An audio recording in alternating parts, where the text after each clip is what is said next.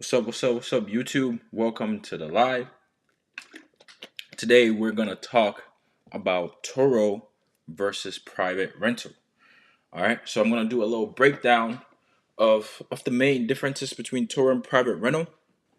And I really want to hear from the Turo host. So if you're a Turo host, make sure you drop your comments below. Let me know what you think. Let me know what your thoughts are.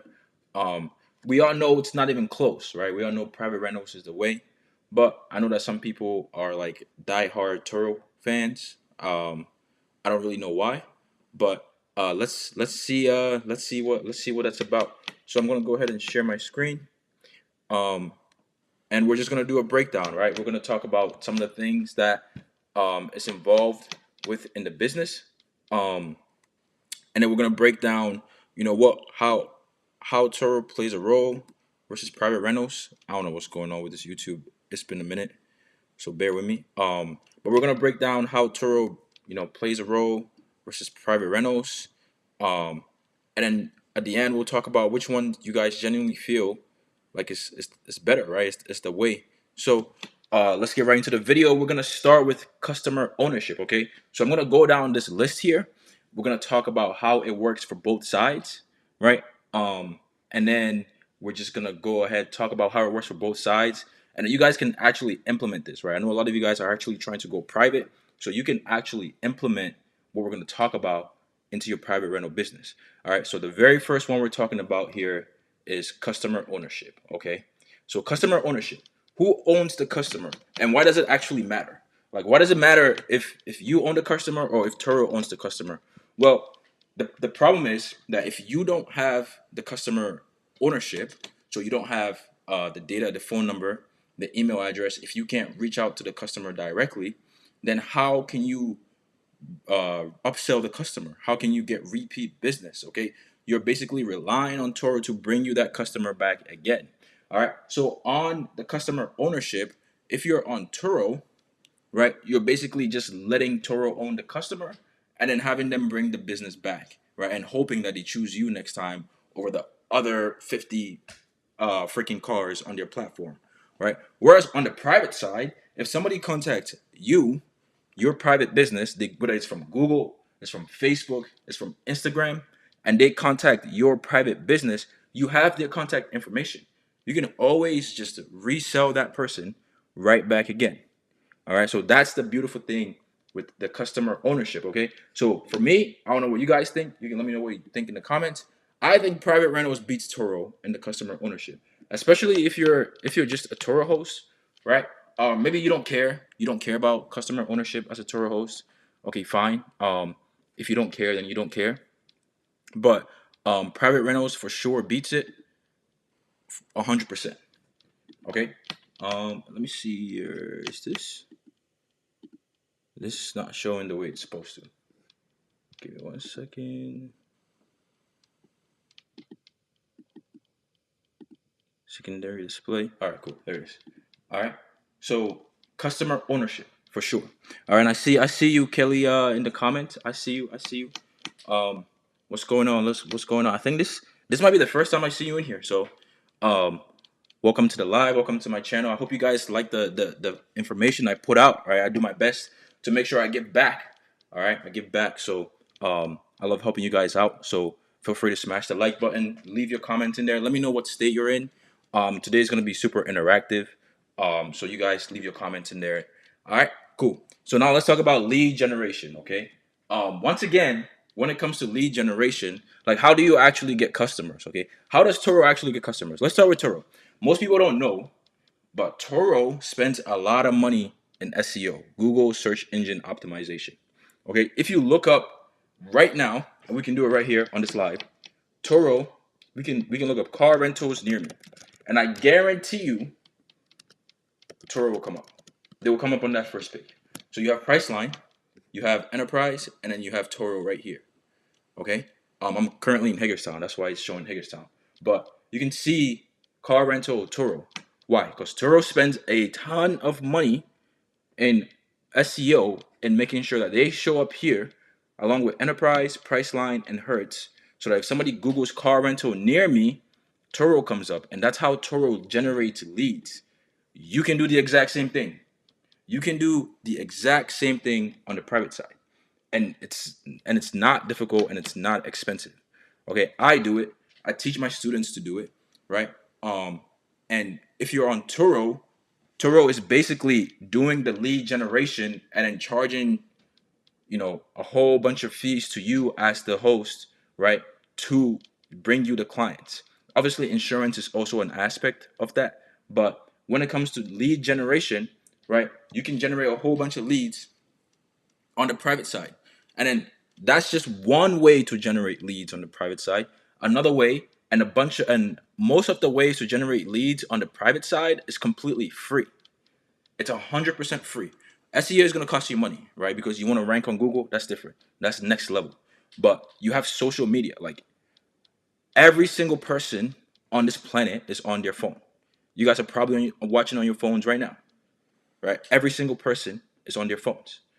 Your customers are on their phones. They're on social media. They're on Instagram, Facebook, TikTok. So if you make accounts and you post your offers, your business, your cars every single day, people will come in. Like 100%. We get a lot of business from TikTok. We get a lot from Facebook, right? Most of the mentees get all their business from Facebook. Facebook is a huge one and it's completely free. You don't need to spend any money to before I started running any type of ads, I was already at 20 cars. I started running ads after 20 cars.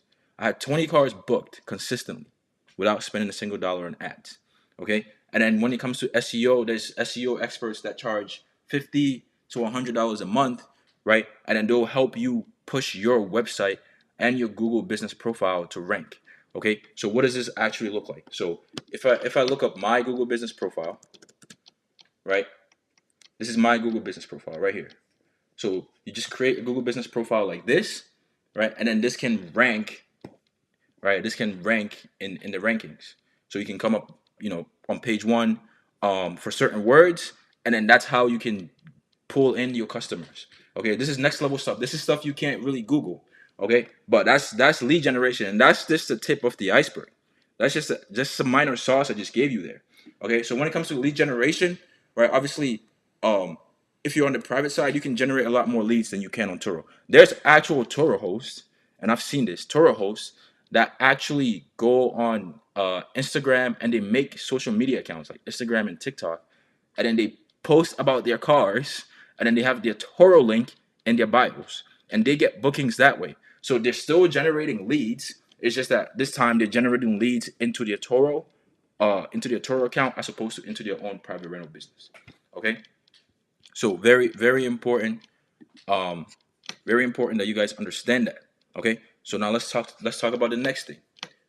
Repeat customers. Okay, now I don't even think this one is close because on the private side, we get repeat customers all day, every day. If you do good business, people are just gonna come to you. Like people do business with you the first time, they say that, oh shoot, like this person knows what he's doing. It's easy, fast transaction. It's good service. The cars are nice. They will come back every single time. Like at this point, we're number one in Baltimore for car rentals. And I don't really think it's close. Okay, I don't really think it's close. For my business, we have 5-star ratings all around. We get constant repeat business, right? And you just not gonna have that on Turo. Okay, you're just not gonna have that on Turo. Unfortunately, you're just not gonna have that on Turo. You're not gonna have much repeat business, and that's just the name of the game. Why? Because if the same customer comes back on the Turo app, you might be beat by somebody else who just started that listed their car for $5 a day less than you, and just like that, you lost the business. Okay, and this stuff is important. All right, so when it comes to repeat customers, again, private rentals is winning. All right, private rentals is winning. Let's talk about pricing control. You used to be able to control your prices on Turo. You used to be able to. Now, I haven't been on Turo in a very long time. I haven't been on Turo in maybe 2 years. Okay, but sometimes I go on there to see what's changed, just because I got to keep up, right? I teach my students, I teach you guys, so sometimes I just got to stay up to date. And every single time I go on Turo, some shit has changed. It's just the truth. Something has changed every single time I go on Turo. And one of the things that they change, which makes absolutely no sense to me, is that give you the ability to control your prices unless you complete some course or you complete something, some stupid thing, and then you can control your prices. And even then, you can only temporarily control the prices, which doesn't make any sense. Okay, so basically, what Turo is doing is they want to have absolute control of everything other than the stuff that actually requires work, like cleaning your cars, putting customers in it, doing the customer service, right? That actually requires work. They give you guys the work, right? And then they control the money. So I'll give pricing control to Turo because they control.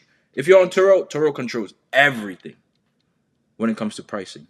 In fact, I tell people this all the time, and they're surprised. If you go on Turo to book a car, you can go on Turo to book your own car from another phone or whatever. You may have your car listed, or Turo may say your car is listed for $50 per day. If you try to book that car, it's gonna cost you at least $65 per day. So Turo's putting your car up for 50. They're adding $15 to $20 per day on top of that they're making, and then they're taking up to 40% of your 50 on top of that. Right? So in the end, they end up making more than you, right? So and you take on all the risk because you have the car, you got to make sure the car is clean, you got to make sure the car is maintained. If the customer doesn't bring the car back, that's technically still on you. You sign that's in the terms of conditions, terms of use, right? That you still are responsible for when the car doesn't come back or et cetera, et cetera. And I know a lot of y'all Toro hosts don't put trackers in your car, which is absolutely crazy. All right, so you very important that Toro controls all of that. Consistent income. All right, this one is not gonna be close. So when on private rentals, right? The good thing with private rentals is you can actually do it whichever way you want. Okay, you can do it whichever way you want. Now I teach private rentals in a very specific way. We use cash cars, cheap cash cars, and we rent it to gig economy workers. The reason why I teach that is because that's the most consistent way to bring in income. Okay. So when you have your cars and you have a weekly fee, whether it's $400 per week, whether it's $350 per week, and you're giving it to a gig worker, well, they're gonna keep the car for a few months. So because they're gonna keep the car a few months, you're gonna have months of consistent income, right? Before they bring it back, and then the next person comes again, and then it just repeats again. So consistent income, you're not gonna get beat by the business model that I'm showing you guys, right? And the reason why this business model is so lucrative, and I've been paying attention to social media, and car rentals is exploding. It just is. Like for some reason, it's just caught fire this year. Maybe because of gas prices, maybe because of the war. Who the hell knows? But car rentals has just caught fire. And the reason why it's so hot is because you can. There's no other investment vehicle where you can buy an asset for like $5,000 and make your money back in 3 months and still keep the asset, right? And then the asset is going to continue to pay you. So you can buy a car for $5,000 and it can make you 20K a year in theory, right? So like that doesn't really exist anywhere else. That's one. And two, the level of consistency of the income makes it very easy for you. Let's say you want to quit your job, right? So for most people, they're like scared to quit their job because they're like, well, I don't know if money will come in next month. Well, with car rentals, you pretty much know money will come in next week. So if you have 10 cars at $400 a week, that's 4K every week that you know is going to come in, right? So it's like, it's pretty crazy how consistent the income is. You're not going to find that. You sure as hell not going to find that on Turo. So private rentals is going to be consistent income. Now the controversial one, insurance handling. Okay, super controversial. 100% controversial. Why? Because most people are just scared when it comes to insurance.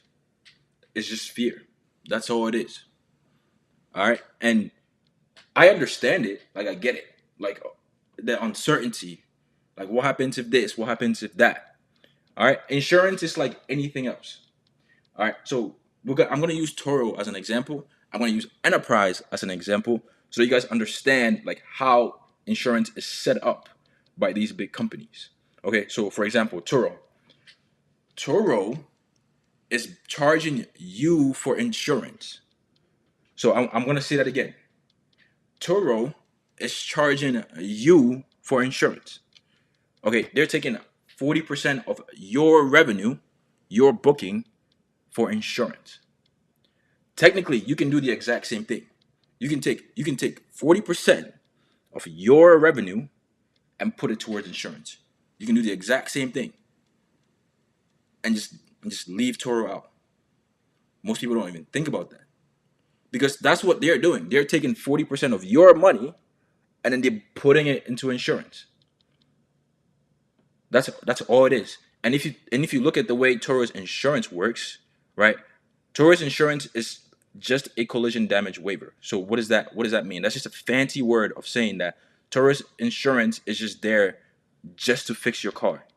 So if their customer hits somebody or hits something, right, and the car gets damaged, they pay you out just to fix your car. That's on the Toro side. Now, if you go on the private side, it can be completely different, right? Because on the private side, now you're dealing directly with an insurance company as opposed to Turo. Turo is not an insurance company. Turo is a car rental platform, and they're charging you for insurance. So you're paying the insurance that Toro is giving you, the money they're giving you, you're paying that anyway, right? So why don't you just keep all your money and then pay for your own damages anyway? Because that's what Turo is doing. Now let's look at Enterprise, one of the biggest car rental companies in the world. Enterprise is not using rental cover. They're not using rental cover. Enterprise is not using Bonza. Enterprise is charging the renter a collision damage waiver. That's that fancy word again, right? And then basically they're taking that money and using it to fix up their cars. It's the exact same thing. It's the reason why everybody's so scared of it is because people don't understand how it works.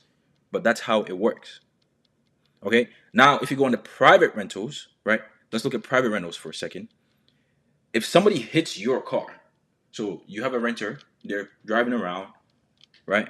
And then somebody hits your renter, and that other person is at fault for the accident, and you got a police report and everything. Well, guess what? Now you just got a payday. Now you're about to get paid. Why? Because not only do you get paid to fix up your car, you get paid something called loss of use because you're using that car to make money. So when that car is down, you're not making money, so the insurance company has to pay for the loss of use, right? It's the exact same thing as if your personal car goes down, they pay for a rental car because you need the car, you need to use the car, right? But this time, because you're in business and you're making money with the car, they have to pay you for the ability not to be able to use the car, right? So they pay you loss of use. That's one. There's another thing called depreciation, diminished value. Okay, so you bought the car. Most economy cars on the market are worth like $10,000. Right, we're buying them for 5K, but they're usually worth 10. Okay, now the car is worth 10 after an accident. Maybe it's worth, let's say, 7. Okay, now that $3,000 difference, that insurance company has to pay it to you because your car has depreciated from the accident. That's depreciation. And then you have other things. You have storage fees. You have towing fees. Okay, so you can make a lot of money when it comes to the claim side on the private rentals. All right, and that's a whole nother game in itself because you're dealing directly with the insurance company. Okay, so that's what I want you guys to understand. So when it comes to insurance handling, right now, Toro handles insurance better than private rentals because it's more work for the private side to actually handle the insurance. But you make a lot more money. Okay, now let's talk about customer screening. Um, and I see this part surprises a lot of Turo hosts because a lot of people think that Turo does like these extensive background checks, et cetera, et cetera. But the truth is that most of the time they don't really. Like they don't really, because if you've ever done a background check or you screened, I shouldn't use the word background check. You've screened a renter, right? Sometimes you can see that the renter Toro is bringing you is a he has a he or she has a bad background, right? They're not the best person, um, but Turo is allowing them to rent the car, and then you can't really cancel this. This is a real life situation I'm explaining here. You can't really cancel because maybe you've canceled one or two before, and now they're gonna remove you from the platform. So now you have to basically let this person rent your car, and then they're gonna damage your car, and then they damage your car. This happened to me, and the renter rented the car for 2 days. I didn't want to do the rental, but I had already canceled a bunch before, and they were basically gonna threaten to kick me off the platform. The guy took my car. He went to New Hampshire or New Hampshire, I believe, and then he totaled my car out there. Um, I mean, I guess Toro paid for it, but that was extremely unnecessary. That would have been avoided 100%, right? So, and you don't have control of these things if you're still on the platform. Okay, so very important you guys understand this part.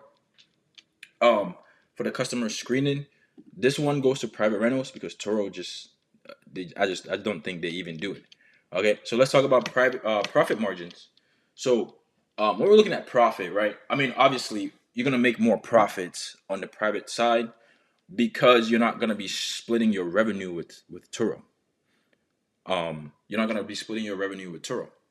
So obviously your profit margin will automatically be higher. And then because you're gonna keep more of your money, your business becomes a lot more scalable. Okay. Um, I see here. I just started following a couple of weeks ago. Okay. Kevin says, "How do you handle when your renter is at fault? Do you use rental cover?" No, I don't use rental cover. I went over this extensively in the insurance handling.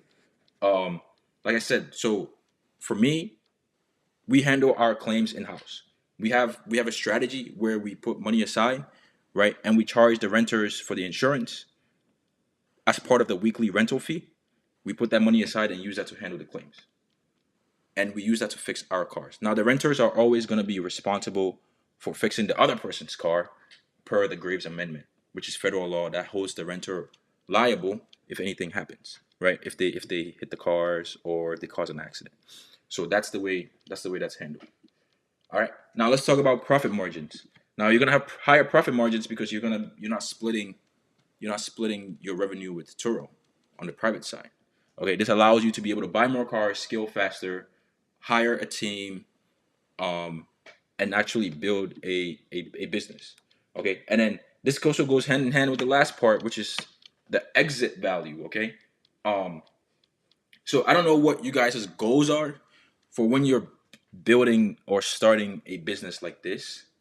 Um, but every single person who, if you're gonna spend years, because if you're gonna try and run a business, it's gonna take years of your life. You're gonna spend years of your life running a business. You should be able to sell it at some point. Okay, and selling a business is extremely lucrative. Okay, so the standard multiplier when you're selling a business is you can sell a business for 3 to 4 times your yearly revenue. So I'll give you an example. If you build your car rental business, your private car rental business, into 100K a year business, you can sell it and basically get $400,000 cash in your pocket and walk away. So I don't know if you guys understand what I'm saying. You can build your business to exit. People build businesses just to exit all the time, if that makes sense, right? People will legit just build businesses just to sell it. You can build your business, your private car rental business, into a 100K a year business, which is 8 cars, and then you can sell it for $300,000 to $400,000 cash and walk away with 3 to 400K. That's the game. That's the game of building a business like this. Okay. And obviously you have to be able to get it to the point where the business can run on its own. You have employees so that it's more appealing for the person who's coming to buy it to know that okay, it's already running on its own. I don't really need to do the day-to-day activity. I can sell it, I can exit, boom. Because if you're as the business owner, you're still washing cars, you're still meeting customers, you're still taking phone calls, you're still taking text messages. Nobody's gonna buy your business because if I come and buy your business, that means I gotta do all that, and I'm not doing all that. I'm not paying you $400,000 just to do all that. Okay, so you have to get it to the point where you have employees. It's just not hard. Okay, You have boots employees, virtual employees, and boots on the ground, which is not hard, right? And you're not touching anything on a day-to-day basis. And then you can exit out of the business. Somebody will buy it because they'll look at it like, I'm coming into a business that's running on its own, making 10K a month, and I don't really have to do much, maybe other than work on advertising or cut down expenses to increase the profit margin.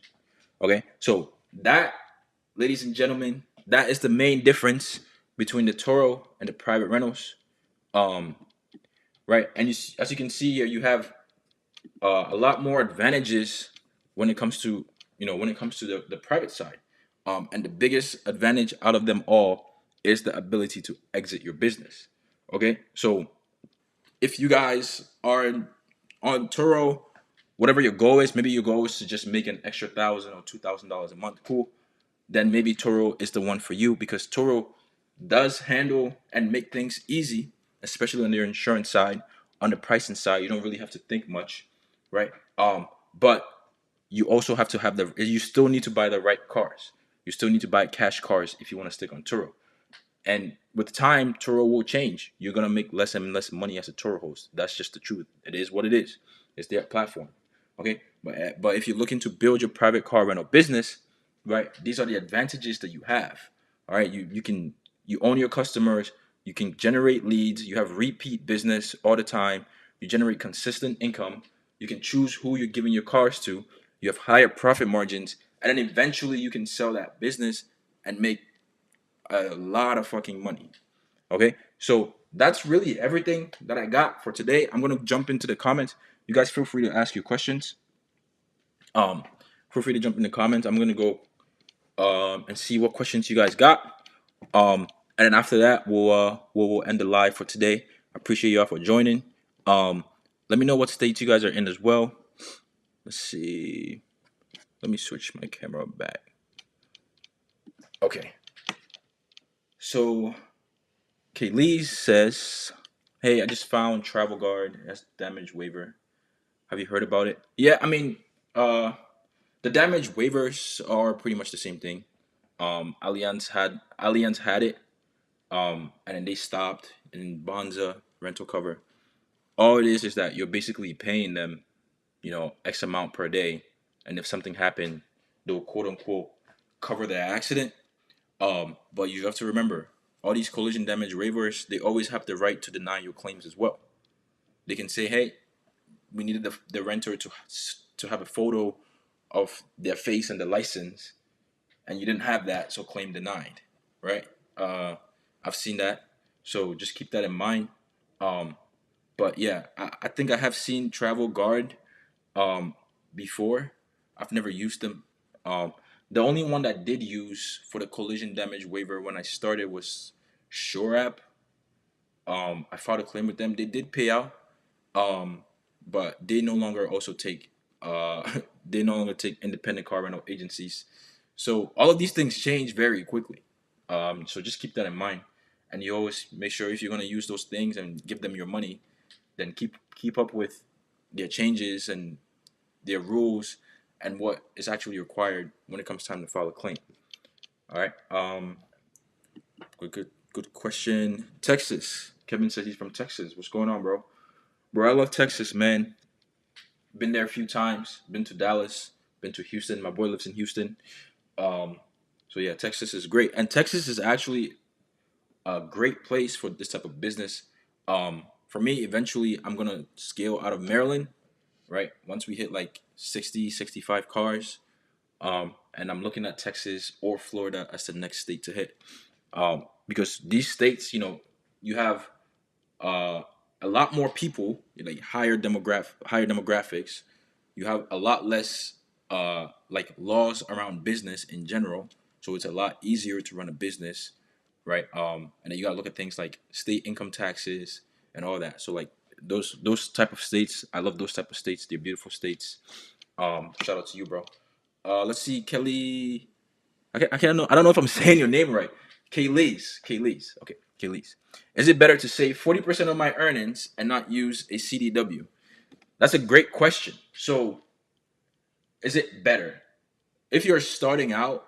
If you're starting out and you have like less than, let's say, 3 cars, I would be okay with using a CDW, and I'll tell you why.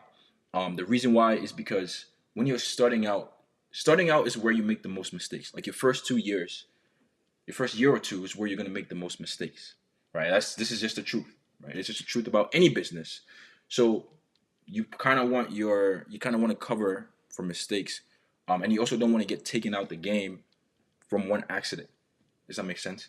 So, like for example, if you have one car you just started, um, and your first renter totals your first car, right? And you didn't have a collision damage waiver, that might be kind of detrimental, right? So in that situation, if you're just starting out, it's okay to use a collision damage waiver. Um, but as you're moving through, the insurance strategies change. So if you're comfortable using the CDW, use the CDW. But what I'm telling you is, if you're going to use a CDW, make sure you understand all the requirements that they need in the time of a claim.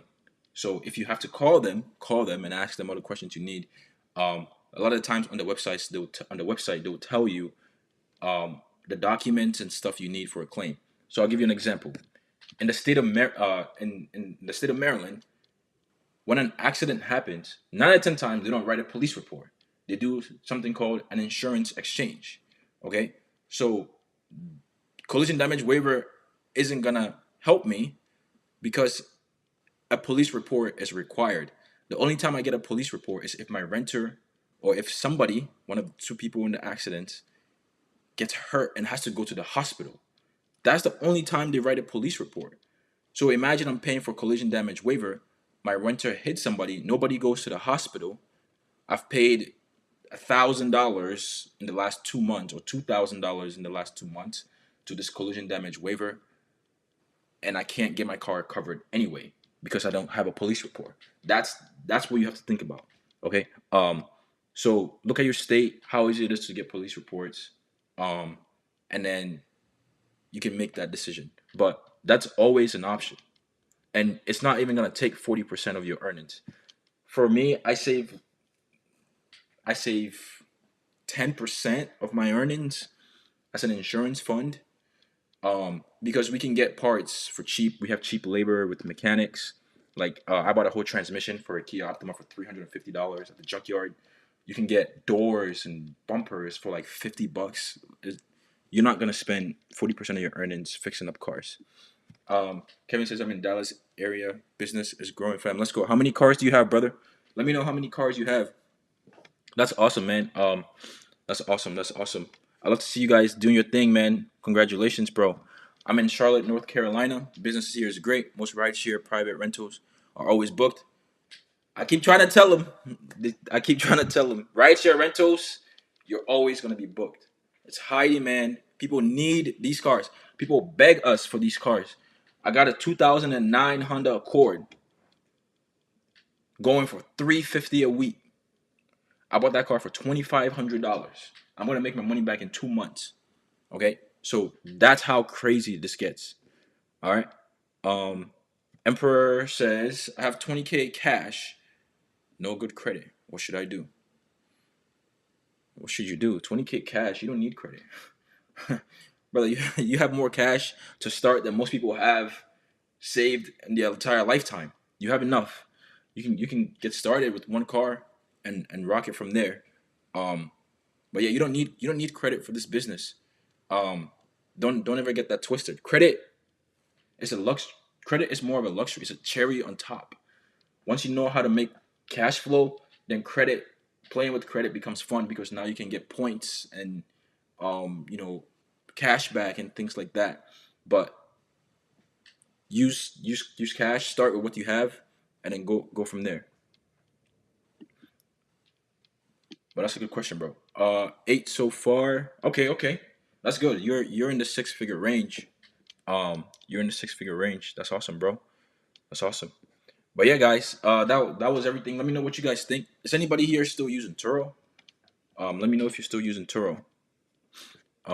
Man, I haven't used Turo in years. Sometimes I'm like, this platform still exists. People still use this thing. It's pretty crazy. It's pretty crazy. I'll tell you guys. I'll tell you guys a story too. So I've had I've been off of Turo for 2 years. I've been in the car rental business for four. I've been fully off Turo for 2 years. I was probably on Turo for about a year. I had more total losses on Turo than I have on my private rental side, and I've been on private rentals a lot longer than Turo, almost 3 times longer than Turo, simply because I can say no to people. Like people don't understand how important and valuable that is.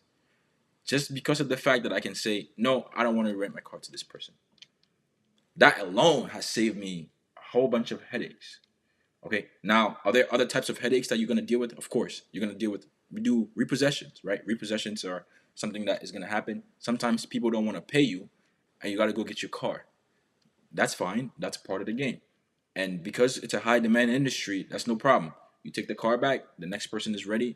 Put them in the car. Boom. And then you go on. You move on to the next one. All right. But for some of our cars, we've some of our cars have made like 300, 400% on the price I paid for the car. I have a car that I've had since my first year, and I bought the car for $8,000. I even never paid for the car. I bought it for $8,000, and the car has made like 30 grand. It's insane. So it's like once you have the car, and and it's an asset that you own outright. You buy it and you own it outright. So pretty much like you can continue to make money with it forever as long as the car is still running. That's why it's so important that you buy reliable cars. And it's also so important that you don't overpay for cars, because buying a economy car for 10,000, economy car for 5,000, it's still a damn economy car. Okay? Buying it for 5,000 means that you can buy two for 10,000. You can make double the amount of money that you would for one for five.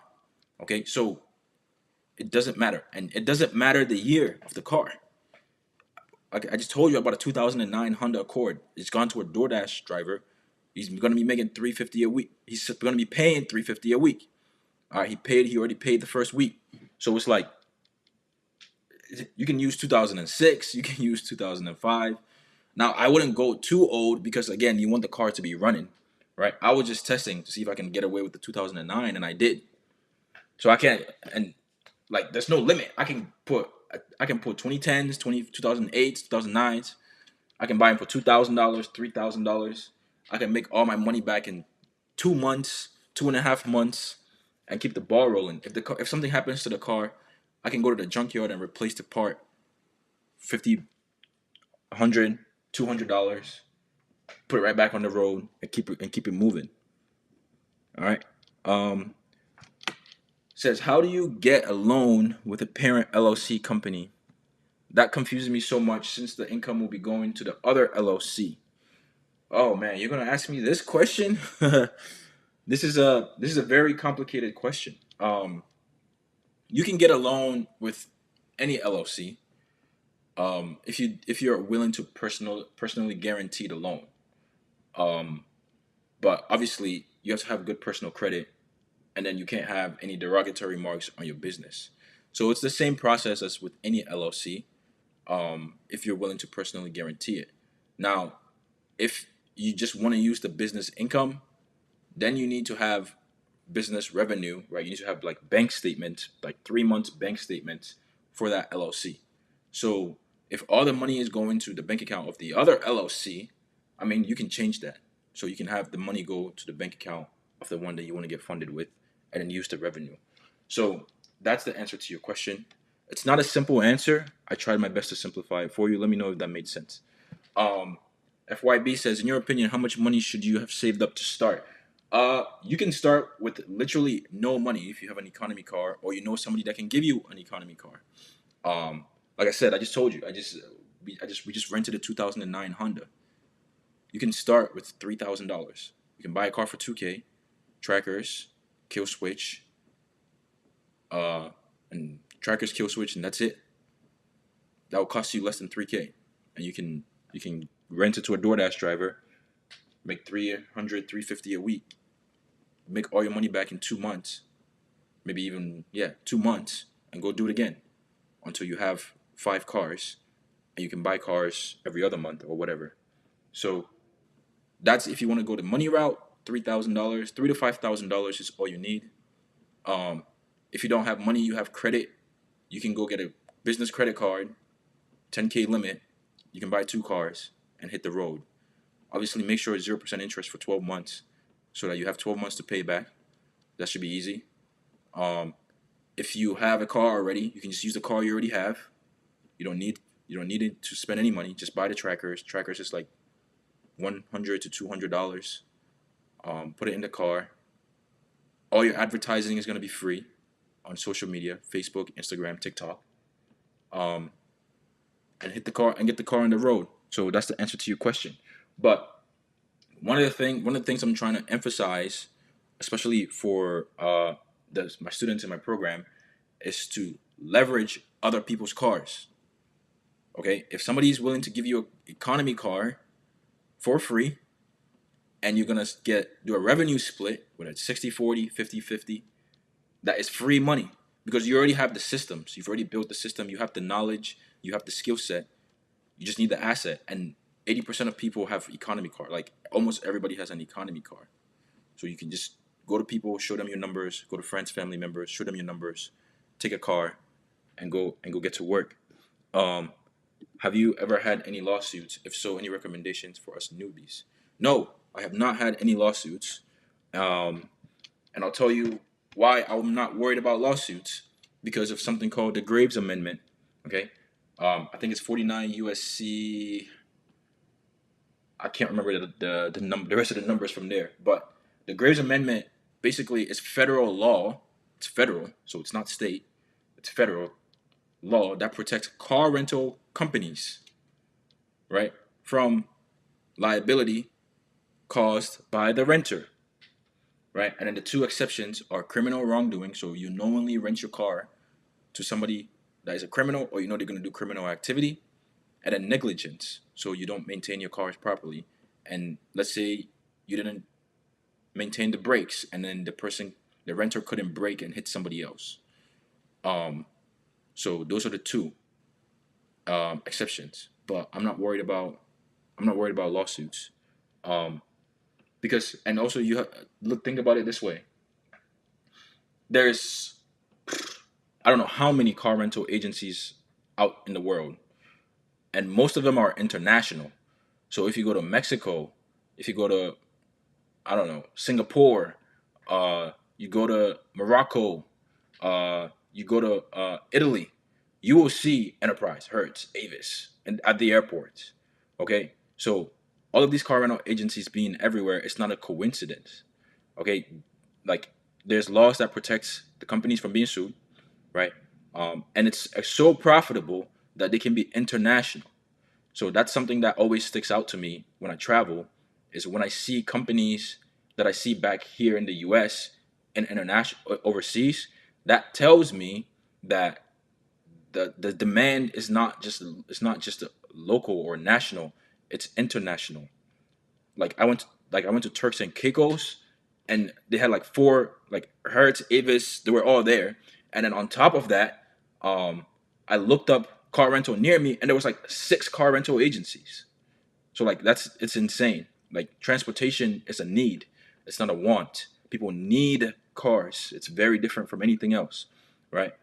Regardless of whatever the price of gas is, regardless of whatever war is going on, people need cars. I'll give you another example. During the pandemic, the entire world was shut down. The entire world was shut down. People were still allowed to do Uber, DoorDash. Well, not Uber, but people were still allowed to DoorDash, Amazon Flex. Um, People were picking up packages and delivering it from store to people's houses. Like that was classified as essential work. So even in the worst case scenario where the entire world is shut down, our business is still running. So you have a recession-proof business that is international. Nothing is gonna happen. All right. So hopefully that answered your question. But yeah, good stuff, ladies and gentlemen. Good stuff, ladies and gentlemen. For me personally, my goal is to build this thing out, build my car rental business out, go national, go multiple states, um, and then maybe eventually I'll sell one state at a time. Probably starting with Maryland. Maryland is not my favorite. It's not. I don't love it here. I kind of got stuck here, but yeah, that's my goal. And then I'll hit some of the better states in the country. You have Florida, you got Texas, you got Washington, you got Wyoming, even places like Tennessee. Um, those are like some really great states. Ohio is another great state, right? You have some fantastic states out there that you have a large population. You have a huge need for transportation, right? And you can make a lot of money in those places just by doing the right things and not overcomplicating the play. Like, don't get shiny up. I was very close to getting shiny object syndrome. Like I was this close to not to like switch into another business, and I'm so glad I didn't, because the worst thing you can do when you find success in something is to stop doing it and go do something else, or take the money that you're making in the thing you're doing, and then instead of putting it back into your business, going to take it and do something else. That's one of the worst things you can do. If you find success in doing something, spam that button, like double down, triple down, quadruple down, and then go all the way. Don't think about anything else. And then when you get to a point where you feel like, okay, I'm making so much money that I can hire people, then you hire people, and then the money doesn't stop because now somebody else is doing the work. Does that make sense? So if you get to the point where you're starting to feel a bit jaded, you're starting to feel a bit overwhelmed, that doesn't mean quit. That means hire people. That's your sign to hire virtual assistants, to hire runners, boots on the ground. That's your sign to hire people to do the work, to relieve you from the mental load, so that your business will still run, still make money, and then you can refocus on things that will bring in even more money for the business. Okay, so that's something that I had to learn myself. That's something I struggled with. So my advice to you guys is like, if you guys are running this business, my guy Kevin here has 8 cars. Kaylee's is also up and running in Charlotte, North Carolina, right? Double down on the business. You're finding success. Double down on the success, right? And then keep going. Don't deviate. Don't deviate. My mentor always tells me, just do the same layup. It's the same thing. Just keep doing the exact same thing. If you put up a layup and you get 2 points, right? And the lane is open every single time, drive and go for the layup. Don't step back. Don't try and shoot a three. Don't try and get a mid range. This is for my people that watch sports out there, right? Don't deviate. Do the exact same thing over and over again, right? And then by the time you realize at the end of the game, you've put up 40 points. By the time you realize you have 20 cars, 30 cars, you're making 40, 50K a month. There's no better feeling to look up and you see your bank account and it says $50,000 in revenue this month. That is going to change the way you see the entire world. Okay? So, yeah, that's my advice for you guys. Um, if you guys don't have any questions, I will end the live. I appreciate y'all for joining. As always, I hope you guys found value in this. I drop videos every single week. I do enjoy doing this. The channel is growing, so if you're not subscribed yet, hit that subscribe button. Let's get to 1,000 subscribers. I would appreciate that. And yeah, I'll see you guys in the next one. Actually, I think I got a question here. Oh, Audibirds, bro, learned so much from me. Yes, sir. Yes, sir. Yes, sir. See y'all.